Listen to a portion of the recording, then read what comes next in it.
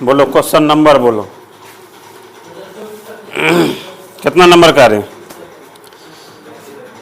10.1 न रे sir, size 10.1।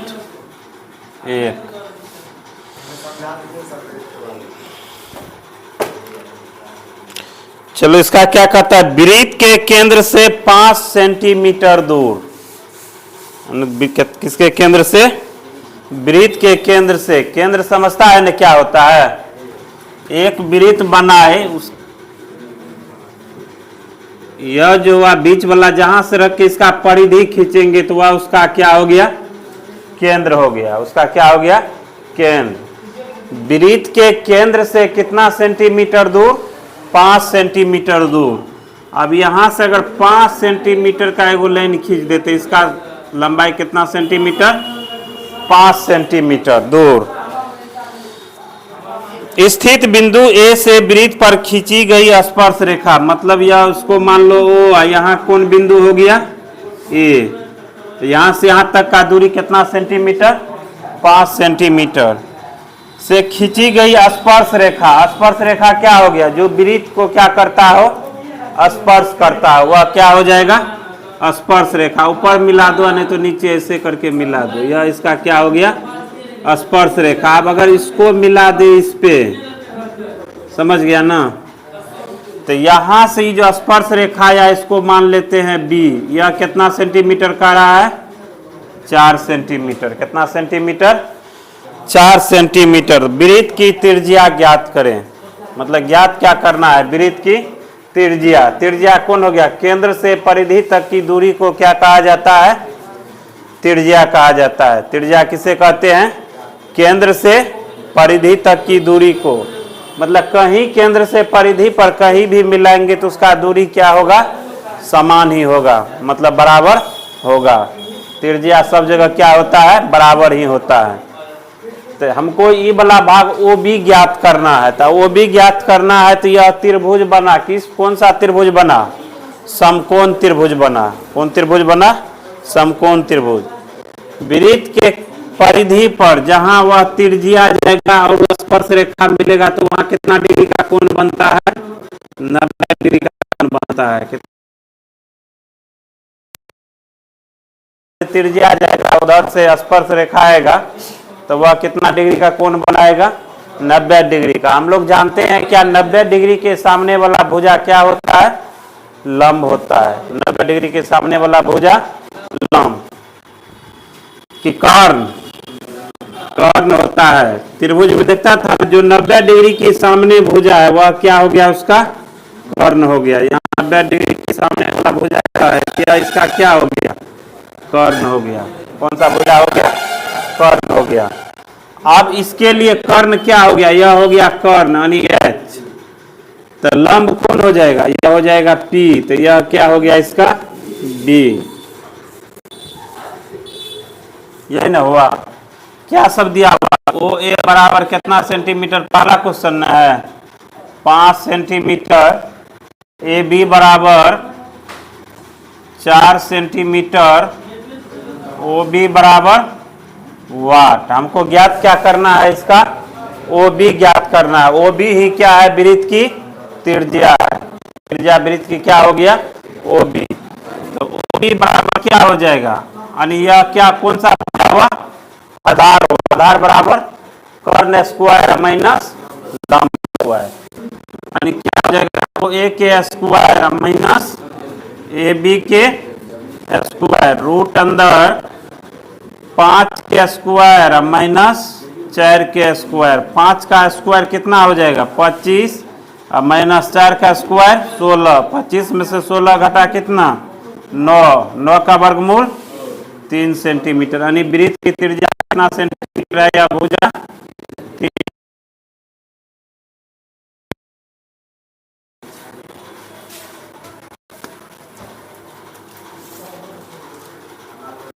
मारबो जोर बुझली बाबू?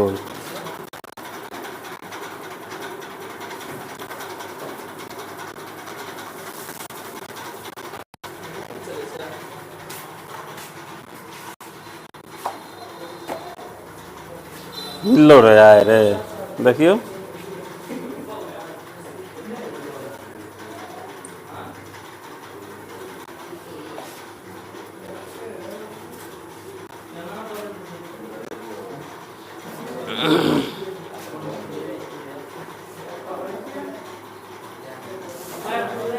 हो गया, लिख लिया।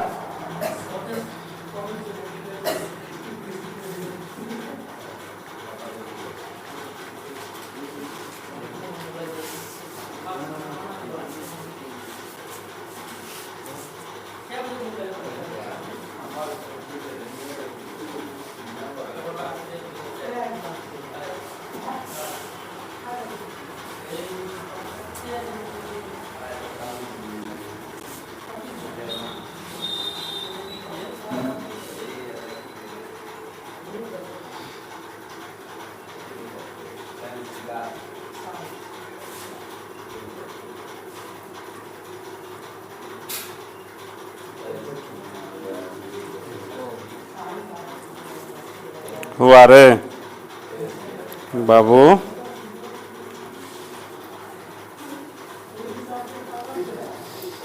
चलो दूसरा नंबर देखो इसका।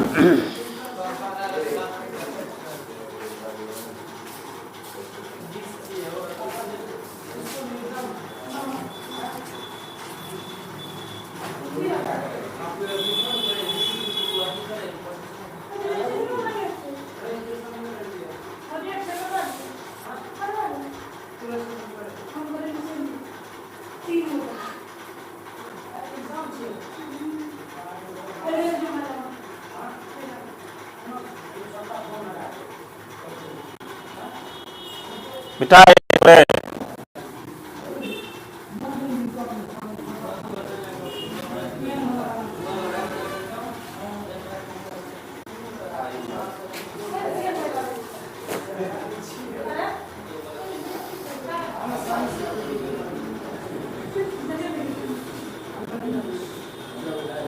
चलो हो गया ना उधर। ये देखो इसका क्या हो गया, वृत्त हो गया। वृत्त का केंद्र कहाँ होता है? बीच में होता है। केंद्र से ही यह दूरी क्या होता है? सब जगह इसका दूरी बराबर होता है। वृत्त के केंद्र से परिधि की दूरी कहीं भी मिलाएंगे तो क्या हो जाएगा? इसका बराबर होगा। अब अगर केंद्र से परिधि तक को मिला दिया जाए, केंद्र से परिधि को मिला दिया जाए तो वह क्या होता है? उसका त्रिज्या। क्या होता है? उसका त्रिज्या। त्रिज्या को डिनोट किससे किया जाता है? आर से। इंग्लिश होकर की भाई छे रेडियस, की भाई छे रेडियस। ऐसी त्रिज्या, एगो त्रिज्या इधर मिला, फिर इसको खींच करके अगर यहाँ मिला देंगे तब यह इसका क्या हो गया? वृत्त का मतलब परिधि से लेकर के यहाँ फिर परिधि तक को गिनेंगे तो क्या हो गया? इसका व्यास हो गया, जिसको किससे डिनोट किया जाता है? डी से डिनोट किया जाता है। किससे डिनोट किया जाता है? डी से डिनोट किया जाता है। तो दो गो त्रिज्या मिलके कितना बनता है? एगो व्यास बनता है। दो गो त्रिज्या मिलके एगो व्यास बनता है। यानी डी बराबर या तो 2r लिख सकते हैं या r बराबर क्या होता है? d बटे 2। यानी व्यास दिया हुआ, अगर उसका त्रिज्या ज्ञात करना है, व्यास दिया हुआ है, उसका त्रिज्या ज्ञात करना है तो कितना हो जाएगा? d/2 हो जाएगा।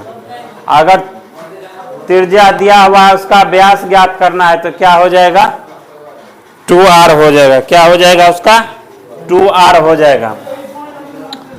तो यह क्या हो गया? व्यास हो गया। अब इसी में क्या हो जाएगा? वृत्त में छेदक रेखा होता है।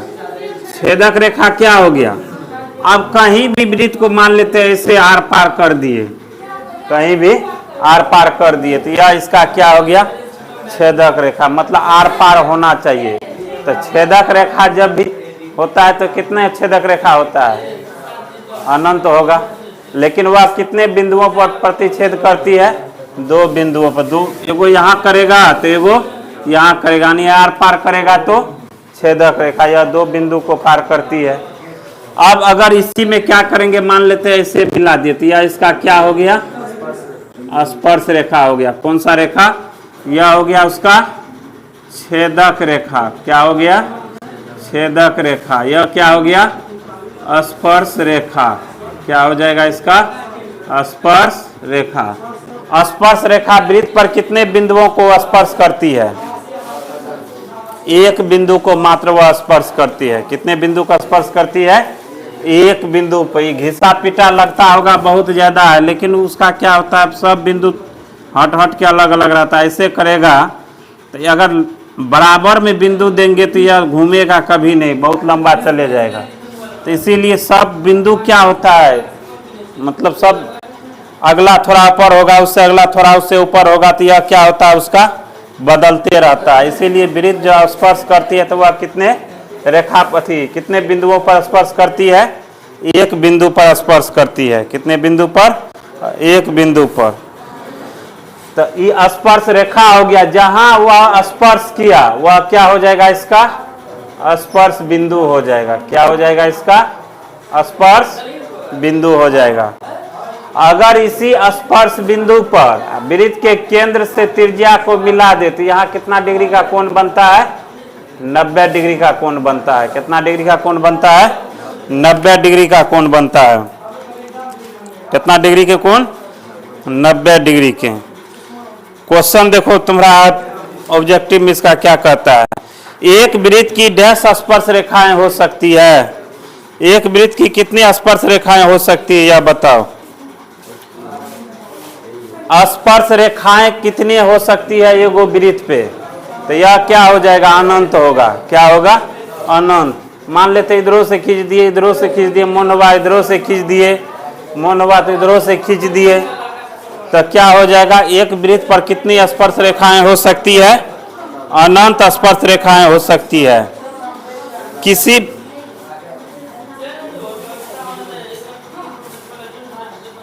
क्या हुआ? किसी वृत्त की स्पर्श रेखा उसे डैश बिंदुओं या बिंदुओं पर प्रतिच्छेद करती है। क्या कहता है? किसी वृत्त की स्पर्श रेखा उसे डैश बिंदु या बिंदुओं पर क्या करती है?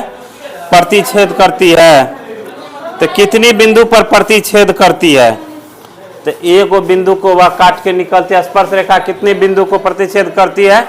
मात्र एगो बिंदु को। कितने बिंदु को? एगो बिंदु को। स्पर्श रेखा कितने बिंदुओं को प्रतिच्छेद करती है? एक बिंदु को। अगला क्वेश्चन है, जो वृत्त की दो बिंदुओं पर प्रतिच्छेद करने वाली रेखा का डैश, रेखा को डैश कहते हैं। दो बिंदु को अगर प्रतिच्छेद करती है, एगो यहाँ प्रतिच्छेद कर दिया, एगो यहाँ पर प्रतिच्छेद कर दिया, तो यह कौन सा रेखा हो गया? छेदक रेखा हो गया। अगर एक बिंदु पर प्रतिच्छेद करेगी तो स्पर्श रेखा, दो बिंदुओं पर प्रतिच्छेद करेगी तो कौन रेखा हो गया? छेदक रेखा हो गया। जब दो बिंदुओं पर प्रतिच्छेद करेगी तो छेदक रेखा हो गया। एक वृत्त की डैश समांतर स्पर्श रेखाएं हो सकती है। समांतर स्पर्श रेखाएं, समांतर स्पर्श रेखाएं का मतलब क्या हुआ? समांतर में होना चाहिए। जैसे रेल का पटरी देखा है ना, कैसे समांतर में होता है। अब मान लेते हैं वो स्पर्श रेखा ऐसे खींच दिए इधर से, समझ गया, तो एगो उसके समांतर में क्या हो जाएगा? ऐसे आएगा, तभी न समांतर होगा। या एगो समांतर हम इधर से खींचे, एगो समांतर इधर में खींचे, तो यह इन दोनों के बीच की दूरी क्या हो गया? समान हुआ। बीच की दूरी समान। आप कहेंगे एगो इधर से खींचे, एगो इधर से खींचे, एगो इधर से भी खींच देंगे तो उसका दूरी बराबर होगा? तो नहीं होगा। क्या हो जाएगा? उसमें दो एगो खींच सकते हैं समांतर में। ऐसे खींचे, ये दोनों समांतर, या मान लो ऐसे खींच दिए तो वह दोनों भी क्या हो जाएगा? समांतर। तो क्वेश्चन था, एक वृत्त के डैश समांतर स्पर्श रेखाएं हो सकती है, तो कितनी समांतर स्पर्श रेखाएं हो सकती है? दो गो हो सकती है। कितने? दो गो हो सकती है। वृत्त तथा उसकी स्पर्श रेखा के उभयनिष्ठ बिंदु को क्या कहते हैं? वृत्त और उसके स्पर्श रेखा, यानी ये स्पर्श रेखा है ना, जहां वह प्रतिच्छेद किया एक बिंदु को, तो उस बिंदु को क्या कहते हैं? स्पर्श बिंदु कहते हैं। क्या कहते हैं उस बिंदु को? स्पर्श बिंदु कहते हैं। ऑब्जेक्टिव इसका समाप्त। अगला क्वेश्चन देखो इसका क्या कहता है। कहता है, राजेश एक वृत्ताकार पुष्प क्यारी में केंद्र से 29 मीटर दूर, कितना मीटर दूर? 29 मीटर दूर है।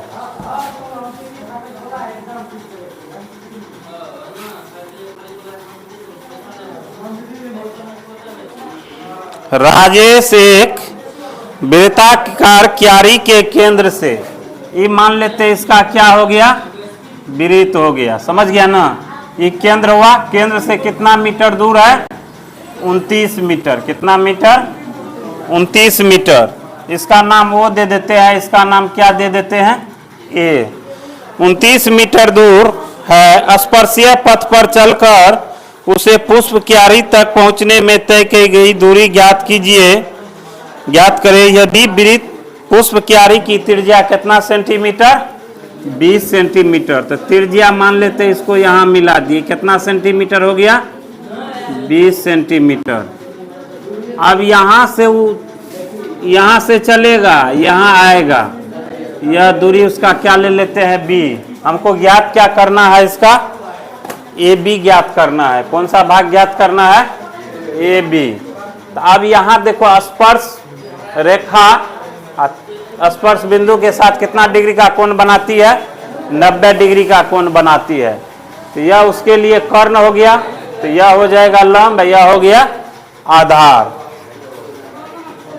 तो तुमको दिया क्या सा है, ओ ए दिया हुआ है 29 मीटर, ए बी नहीं दिया हुआ है, ओ बी दिया हुआ है कितना, तो 20 मीटर। ए बी इसका क्या हो गया, लंब न हुआ।